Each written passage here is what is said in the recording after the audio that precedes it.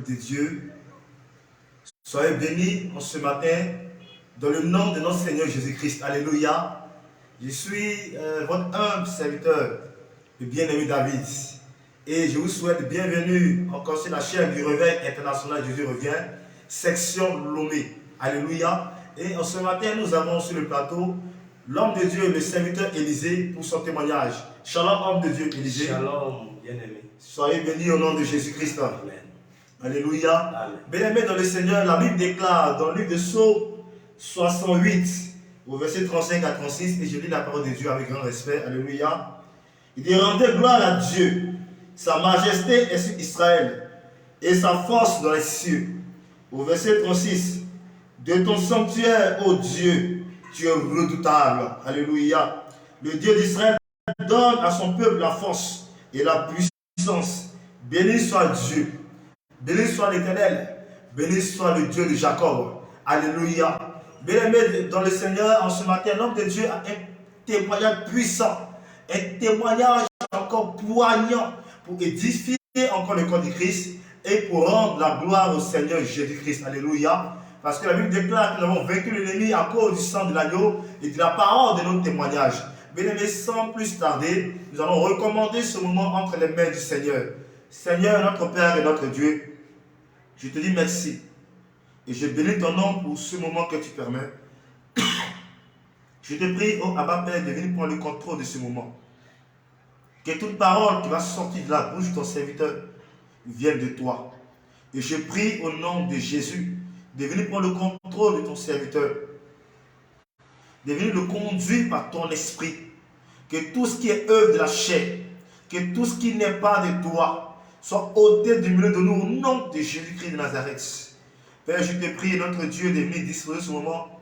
Viens prendre le contrôle et que toute la gloire te soit rendue dans le nom puissant de Jésus-Christ de Nazareth. Amen. Amen. Bien-aimés dans le Seigneur, en ce matin, l'homme de Dieu, Élisée, vient de loin. Oui, il faut le dire, il vient de loin. Lui qui était sur le chemin de l'enfer, sur le chemin de la mort, la perdition éternelle. Lui qui était encore un obsédé sexuel. Il était accro au sexe. Alléluia. Il partait de sexe en sexe, de femme en femme. Toute sa vie était basée uniquement que sur le sexe. Il se nourrissait du sexe. Lorsqu'il avait un peu d'argent, lorsqu'il travaillait et qu'il gagnait un peu d'argent, son idée était de coucher avec les filles. Mais le Seigneur, dans sa grâce, dans son amour infini, a eu compassion de son serviteur et il est venu le délivrer. Il était habité par le démon de la sexualité, par le démon de l'immoralité sexuelle. Et ce qui poussait son serviteur à aller de femme en femme. Mais il pouvait coucher même avec une fille, ainsi qu'avec la mère de la fille, même avec des femmes mariées. Oh, quelle immoralité sexuelle. Comment le diable est méchant. Comme le diable est mauvais, alléluia. Et bien aimé dans le Seigneur, sans toutefois monopoliser la parole, je laisse toute la place à l'homme de Dieu, encore afin de se présenter au peuple de Dieu et d'étaler encore son témoignage, pour que toute la gloire se révèle à notre Seigneur Jésus-Christ. Alléluia. Homme de Dieu, vous avez toute la place. Shalom, shalom, peuple de Dieu. Que le Seigneur vous bénisse. Amen. Et que vous comble de sa grâce. Alléluia. Je bénis le nom du Seigneur Jésus-Christ pour votre vie.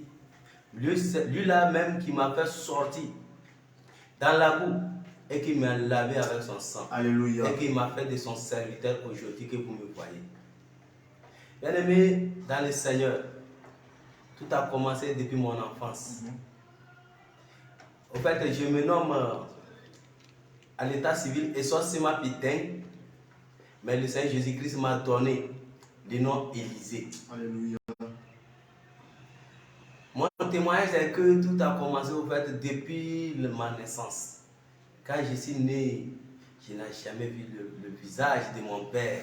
Vous n'avez jamais connu votre Je père. n'ai jamais connu mon père. Soyez fortifiés. Je suis avec ma mère et que ma mère m'avait aimé tant. Tout ce que j'en ai besoin, ma mère me donnait.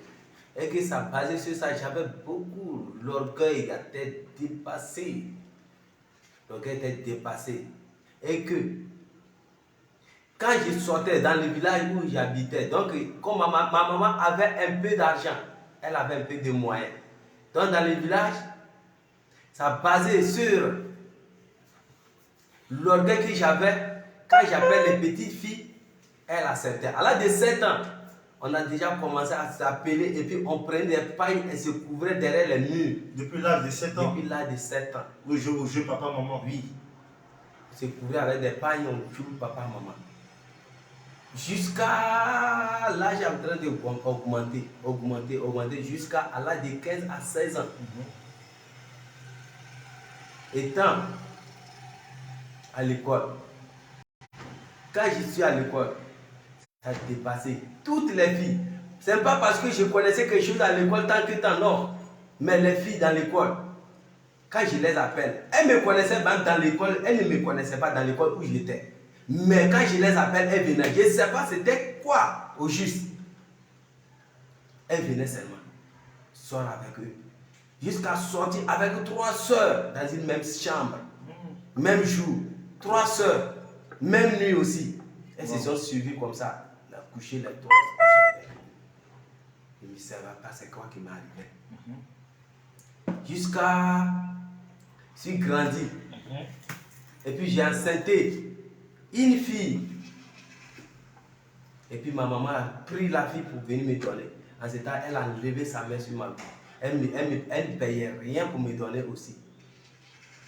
Donc je me occupais de la fille. Vous pouvez parler un peu plus fort, s'il Je vous plaît. me occupais de la fille. J'ai fait tout ce que je faisais, je donne. Et puis je vois que la vie était un peu dure. Donc je me suis engagé à aller au Nigeria. Je faisais le Nigeria et je faisais va-viens jusqu'à 11 années.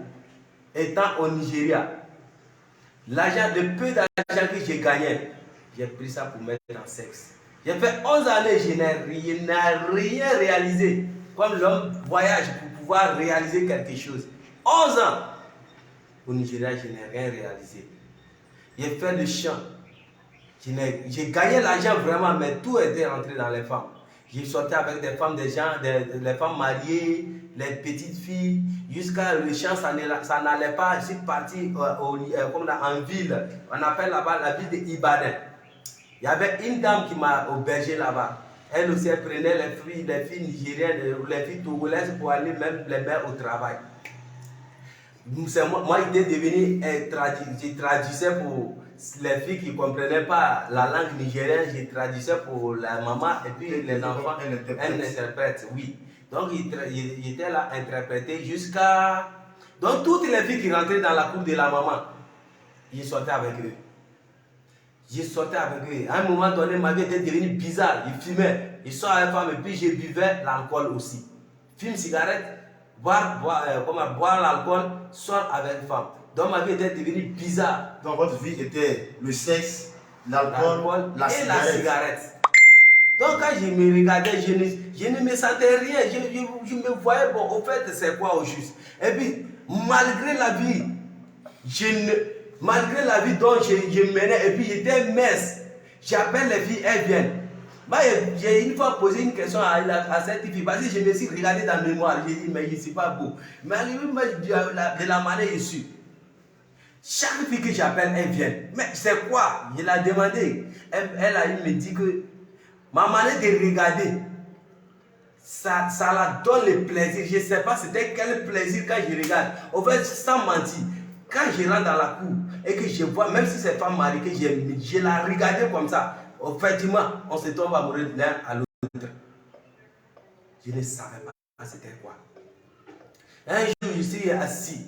J'ai pensé jusqu'à cette vie, j'ai dit, bon, je suis venu dans ce monde, c'est pour faire quoi au juste? Moi, ma mission, c'est quoi? Je ne voyais pas aucune récompense dans tout ce que je faisais. Et puis, c'est parti payer l'alcool. Et payer l'alcool, demi. J'ai bu. J'ai dit, à partir d'aujourd'hui, je vais mourir. Je vais boire l'alcool là pour mourir, puis c'est fini. J'ai bu l'alcool, il n'a pas mouru. Je n'ai même pas été saoulé ce jour-là, parce que j'avais pensé jusqu'à ça dépasser. Quand j'ai bu l'alcool, je n'ai pas mouru. Donc il y avait quelque chose qui me disait qu'il y a une lumière quelque part. J'étais fatigué de Nigeria. J'ai quitté de Nigeria jusqu'à pour venir au Togo.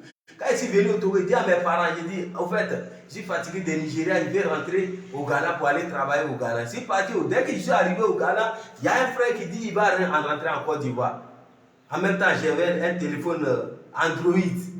J'ai dit, je n'ai pas l'argent, mais Android, ça là, je vais vendre ça pour pouvoir gagner l'argent pour rentrer au Niger, au Ghana, comme on appelle ça, en Côte d'Ivoire. J'ai vendu l'Android et puis on s'est pris, on a rentré en Côte d'Ivoire. Autant en Côte d'Ivoire, nous sommes partis commencer à faire les contrats, nettoyer les champs. Bon, on a fait un mois, on payait 700 par jour. À partir de 14 h, vous allez nettoyer de 8 h à 14 h, vous payez 700. Dans 700 là, vous allez manger la nuit. Donc la vie était difficile encore. Donc j'étais là, regarder derrière, j'ai dit, ah, Nigeria était mieux. Jusqu'à on est allé à Ninekoro, on appelle un village à Ninekoro en Côte d'Ivoire. On est parti, j'étais avec mon ami, on est parti là-bas pour prendre, on dit on veut champ pour faire champ de cacao. Le monsieur nous dit qu'il n'y a pas un champ actuellement pour qu'on puisse prendre, autant que on appelle ça dométier. Il n'y en a pas. Les travaux champêtres. Les travaux champêtres, il dit il n'y en a pas. Donc, il nous dit qu'il y a un coin où on fait l'or. Que là-bas, tu vas faire l'or. Et puis, vous allez travailler avec un patron le soir, il va vous payer 5 000. On voit 5 000 là, c'était l'argent. Au paillage. Au paillage, oui. Donc, 5 000, c'est bon. Nous sommes partis. On appelle là-bas Abenbrou, plus précisément Eyorso. Donc, on est parti là-bas pour commencer à faire l'or. Donc, au lieu de 5 000, on nous payait aussi 4 000. On dit c'est très bon, plus que les 700 qu'on gagnait. On a fait là-bas jusqu'à faire. J'ai fait plus de, comment on appelle-t-on, 6 mois. 6 mois, j'ai gagné l'argent. Si je revenais au Nigeria, toute personne que j'avais laissée au Nigeria, je les ai fait revenir. Quand je les ai fait revenir, je leur ai dit qu'au fait, travail de Nigeria, j'ai fait, je n'ai rien gagné, mais moi, ma vie est basée actuellement en Côte d'Ivoire. Et tant qu'à Côte d'Ivoire, je suis revenu et puis j'ai donné. J'ai eu à donner l'argent à mes frères, ceux que j'avais travaillé avec eux. J'ai dit, je reviens en Côte d'Ivoire. Donc, c'est que les peu que j'avais gagné, j'ai couru pour revenir en Côte d'Ivoire, commencer leur paillage. Quand j'ai fait leur paillage, j'ai eu à payer une petite télévision et je regardais. Un jour, j'ai tombé sur la chaîne de Auto au Bénin. Il s'appelle Apôtre Charles Passo. Il faisait beaucoup de miracles. Alléluia. Mais homme de Dieu, vous avez dit précédemment que vous avez couché avec une fille ainsi qu'avec sa mère. Parlez-nous un peu de cette aventure. Oui. J'ai eu à coucher avec une fille, avec sa mère au Nigeria. Le monsieur était mon maisonnier. C'est là-bas, je travaille pour lui. Je faisais le travail champêtre avec lui. Et puis sa femme, au commencement, c'était sa fille. C'est sa fille qui a couché premièrement. Et puis, j'avais couché avec la fille premièrement.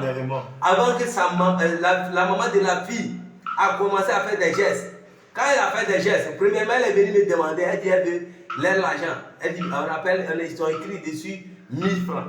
Elle dit, elle veut 1000 francs, on appelle ça 1000. Et puis, je l'ai donné. Deuxièmement, elle veut prêter l'argent. J'ai dit, mais moi, je n'ai pas l'argent. Elle dit, ce qu'elle prête là, ce n'est pas pour ne rien. J'ai dit, mais c'est quoi tu veux me récompenser? Elle dit, tout ce que tu veux, je vais te donner.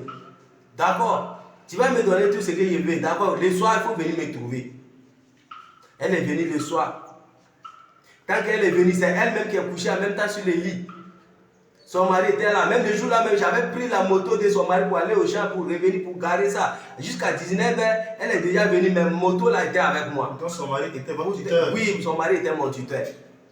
J'ai sorti avec elle, fini, l'appel de son mari est venu. Il dit, il veut la moto. Et puis je suis sorti, prendre la moto. Même si sorti, prendre la moto pour la donner à son mari avant que la femme pouvait sortir dans la maison.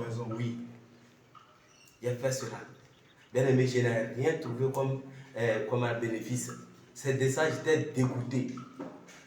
Si fatigué de la vie. C'est ça qui m'a poussé même pour aller prendre l'alcool. J'ai dit, je vais boire l'alcool pour mourir. Et puis, mettre fin à votre vie. Mettre fin à ma vie. Je me posais la question, la vie là, au fait, je suis né, c'est pour faire quoi au juste? Parce que moi, je ne savais pas qu'il y a un Dieu, quelque part, que quand nous sommes nés sur cette terre, c'est pour adorer Dieu et pour chercher sa face. Je ne savais rien de ça. Mais il y avait quelque chose qui me disait qu'il y a une vie.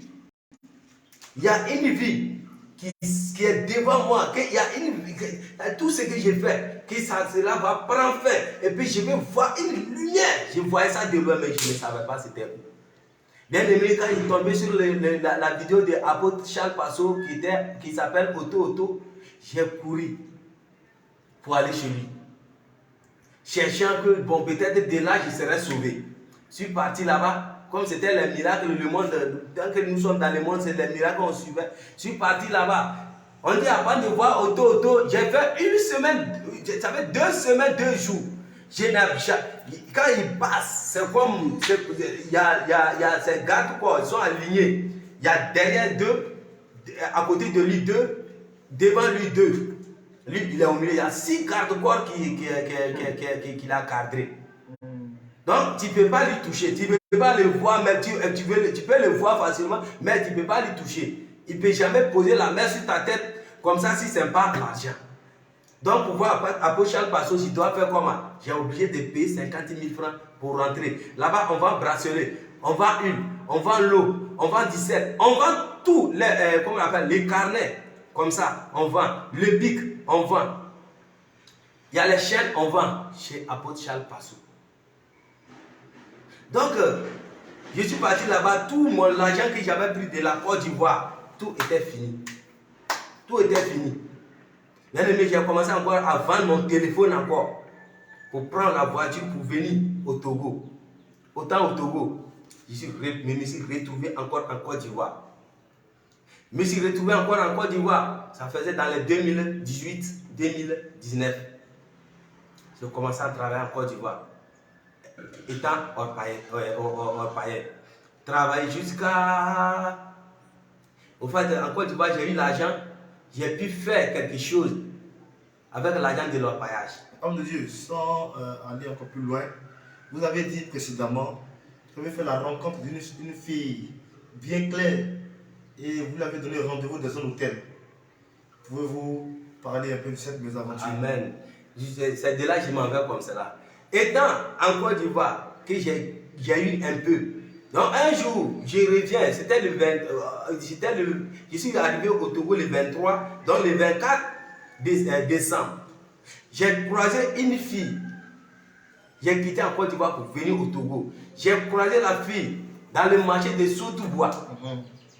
J'ai passé comme ça un coup, j'ai retourné mes visages en même temps et voir la fille.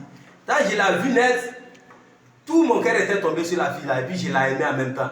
J'ai dit à mon frère, il faut appeler cette fille pour moi. Il a appelé. Quand elle est venue, tout ce que j'ai parlé, elle a accepté. J'ai dit, je t'invite dans tel bistrot, on va aller boire. C'était, comment on appelle ça, il y avait les chambres de passage là-bas, donc on buvait, on faisait tout. On peut dire c'est un bar ou bien c'est, comment on appelle ça, un maquis. Donc tout était là-bas. Je l'ai invité. Tant que je l'ai invité, j'ai dit, on va aller prendre la chambre, on va causer. Elle dit d'accord, avancez, je viens. Donc nous on est parti et puis on nous a donné la place, on a assis, on a commandé tout ce qu'on doit commander. La fille au contraire est venue derrière nous, elle allait commander une chambre.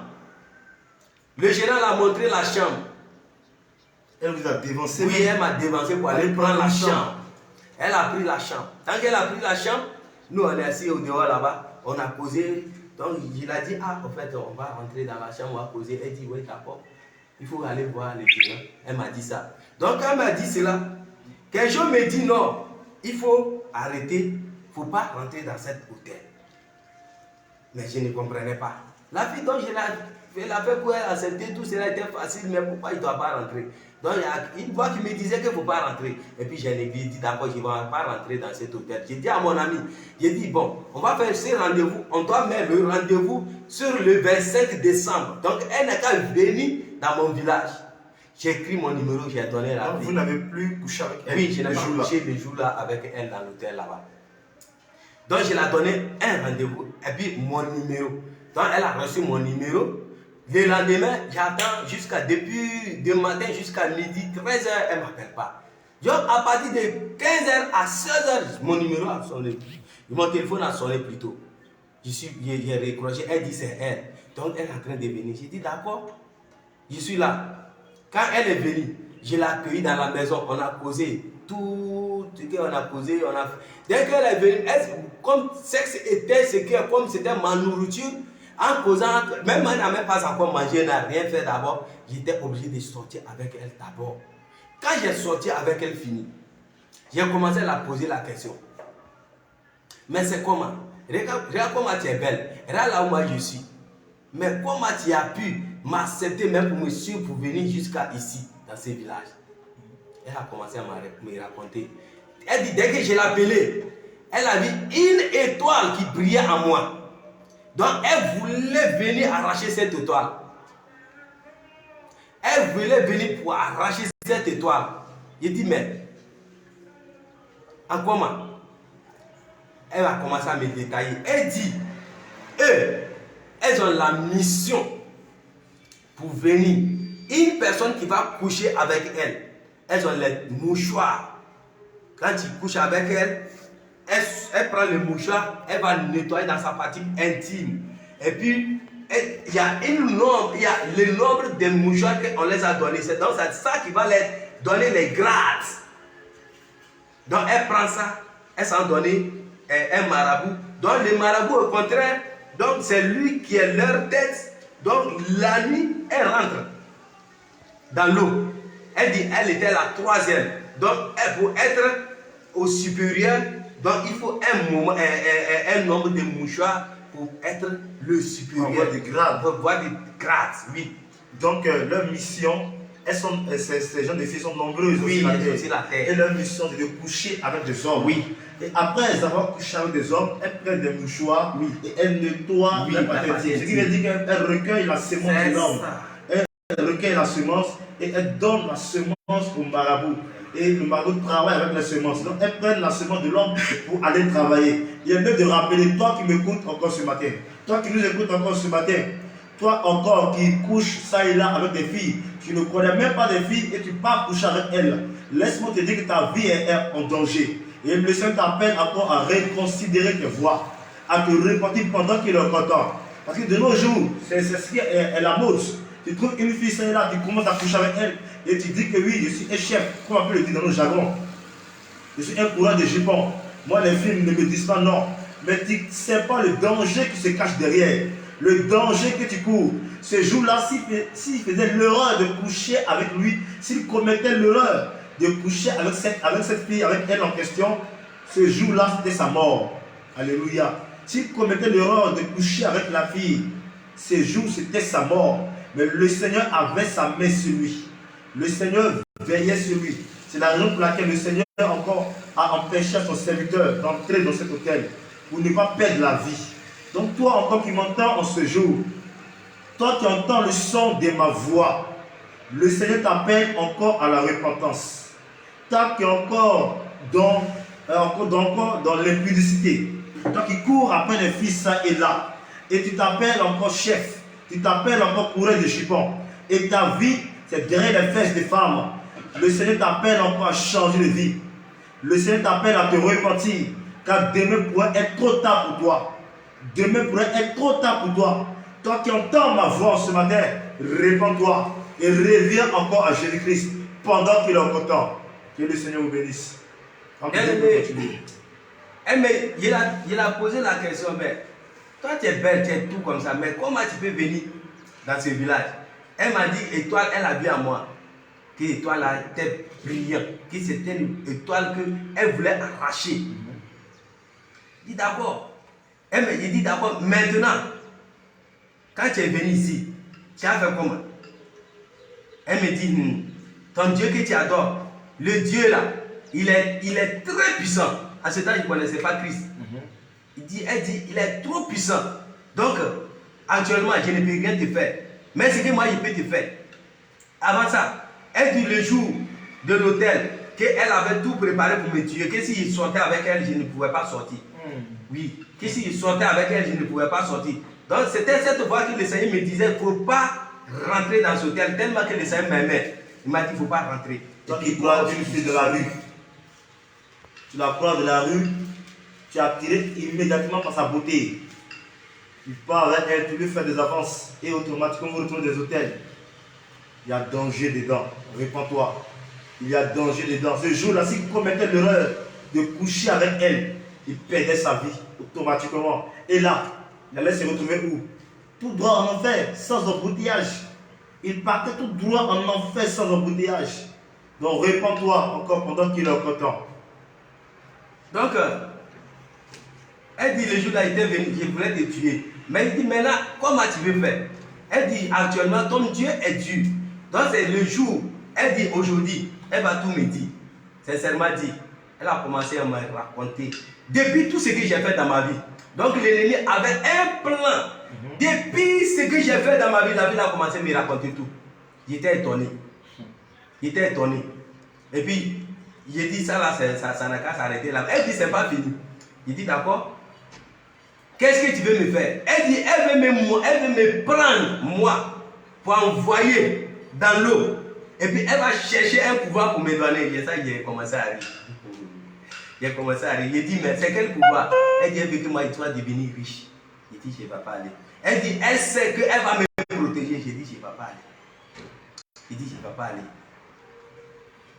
On a dormi. Le jour là on a dormi. Minuit 0, 0, 0, 0, 0, 0, 0. On a dormi minuit 0, 0. Quand minuit est sonné, c'est comme quelque chose est venu la toucher un coup. Elle s'est réveillée en même temps. Quand elle s'est réveillée, elle a commencé à parler. Elle parle avec les gens là. Moi j'attends seulement sa voix. Mais la voix qui parle en bas, je n'attends pas. C'est comme il y a quelque chose qui fait. Ça ne parle pas, ça ne sort pas. Donc elle dit, il n'est pas celui-là qu'on doit tuer. C'est tout ce que j'attendais. Il n'est pas celui-là qu'on doit tuer. Lui, c'est quelqu'un qu'on doit l'aider à évoluer. J'attends tout cela, mais j'attends tout cela, mais je ne sais pas. Je ne sais pas au fait. Je ne sais pas c'est qui. Elle parle avec qui. Elle disait que voilà, sa famille, sincèrement dit, ma famille m'avait rejeté. Ma famille m'avait rejeté tel que j'ai tourné, ma famille m'avait rejeté. Elle expliquait que sa famille l'a rejeté. Il est temps. Au fait, tout ce qui était dans notre cour, même tout ce qui était sorcier dans notre cour, elle parlait de tout cela. Elle a tout parlé. C'est dans ça qu'elle a commencé à avoir peur. J'ai commencé à trembler. Après que la personne dont elle parlait, ou bien c'est l'esprit dont elle causait avec, l'esprit lequel elle causait, l'esprit est parti. Elle me réveille, elle me demande si de que je parlais là. Tu attendais. J'ai dit je n'ai rien attendu. Mais je tentais ça dans son sommeil. Il dit je n'ai rien. Elle dit moi je comprenais tout ce qu'elle disait. Il dit moi je n'ai rien attendu. Elle dit ils sont venus me dire que comme elle est venue, qu'ils n'ont qu'à me tuer. Donc elle aussi, elle a dit non, il va me tuer. Il dit mais tu as vu quoi moi? Elle dit mon Dieu que j'adore, qui est le Dieu la puissance. Moi je ne connais pas. C'est quel Dieu?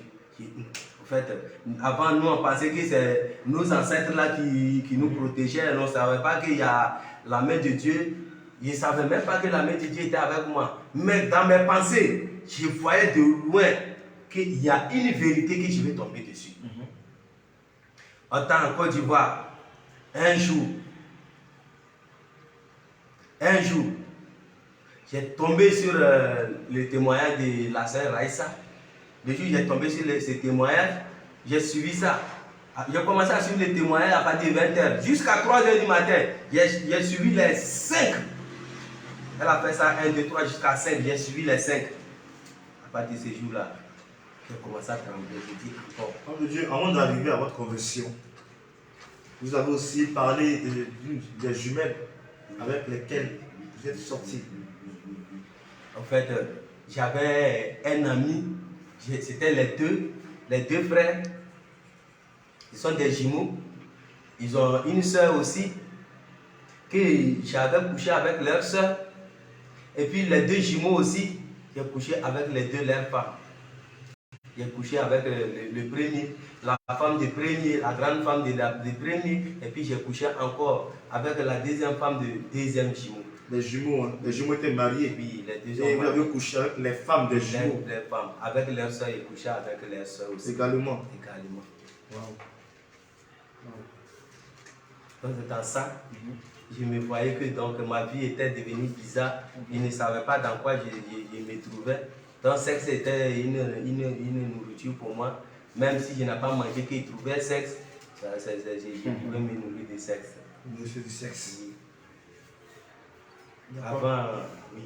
Avant ma conversion, donc c'était la vie dont j'ai mené. La vie de débauche. La vie de débauche.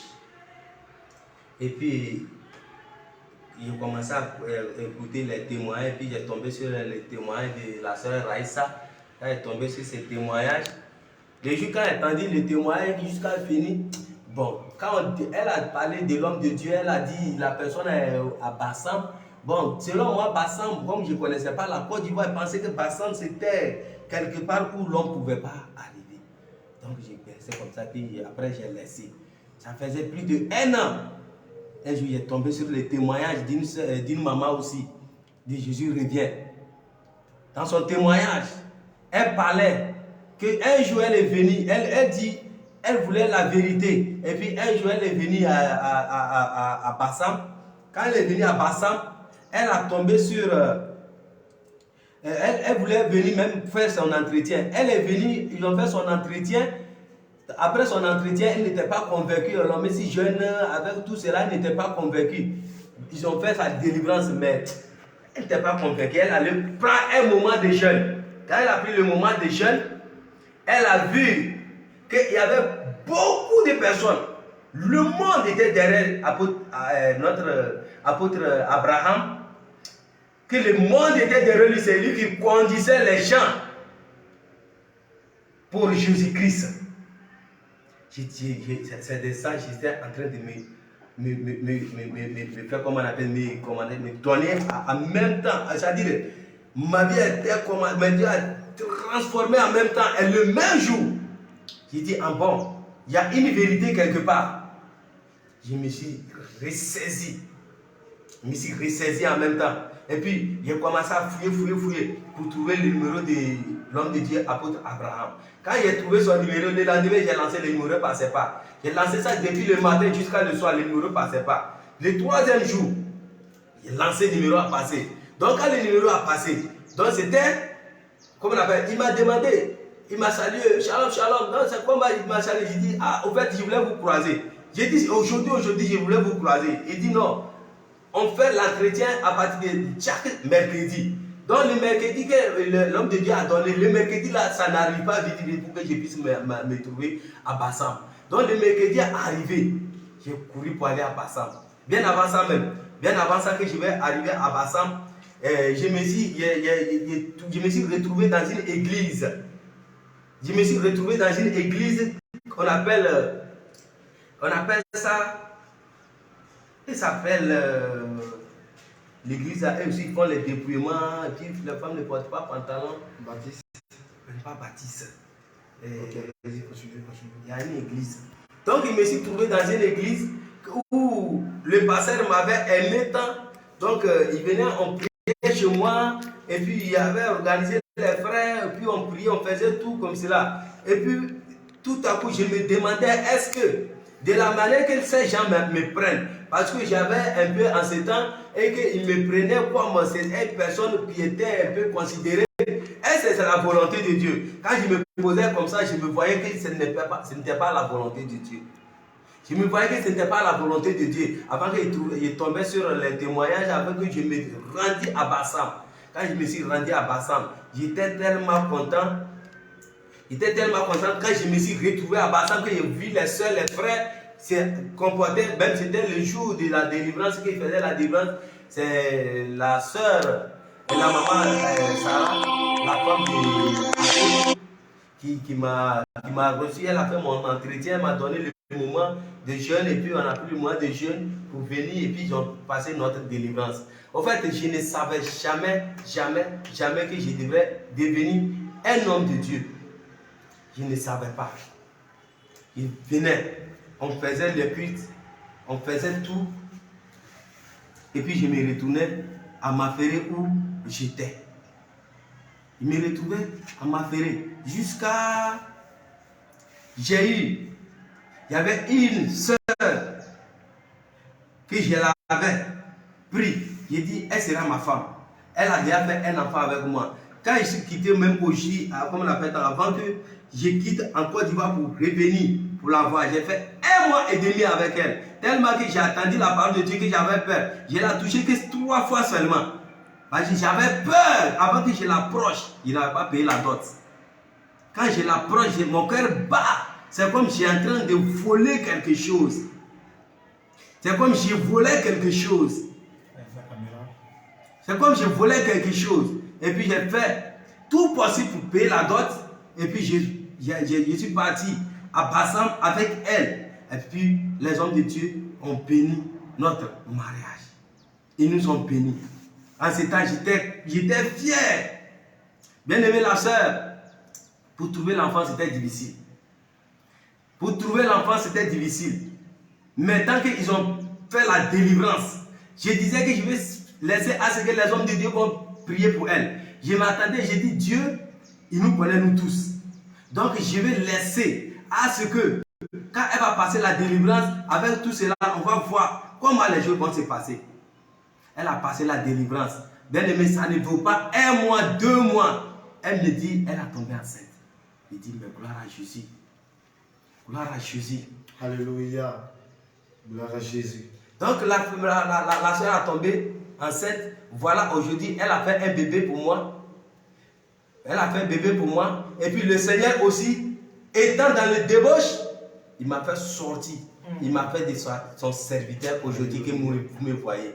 Je n'ai jamais rêvé que je serais un serviteur de Dieu. Au fait, je ne parlais pas. Ma vie était basée seulement sur les femmes. Si j'ouvrais la bouche pour parler, c'était pour causer avec la femme comment on pouvait faire. Même dans ma famille, même on cause. Mais ce n'était pas trop ça. Si je me trouve dans la chambre, je sors et puis je me calme. C'est tout. C'était ce que ma vie était. Mais le Seigneur, je suis pas grâce. La femme, depuis ma vie, que je connaissais même à connaître femme, sincèrement dit, je n'ai jamais dragué une femme et puis elle va me refuser.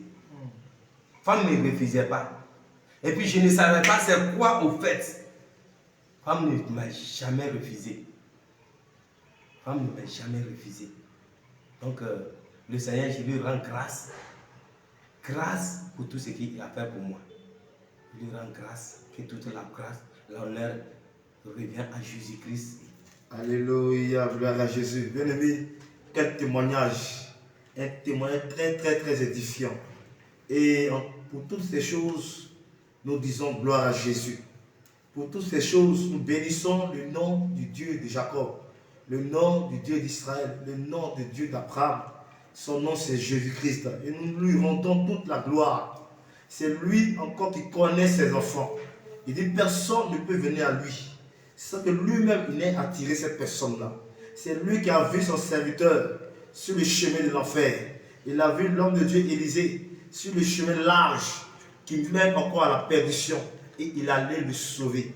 Il allait le retirer pour l'emmener encore sur le chemin étroit. Ce chemin qui mène à la vie éternelle. C'est pourquoi, bien aimé dans le Seigneur, de par ce témoignage, nous voulons rendre toute la gloire au Seigneur Jésus-Christ.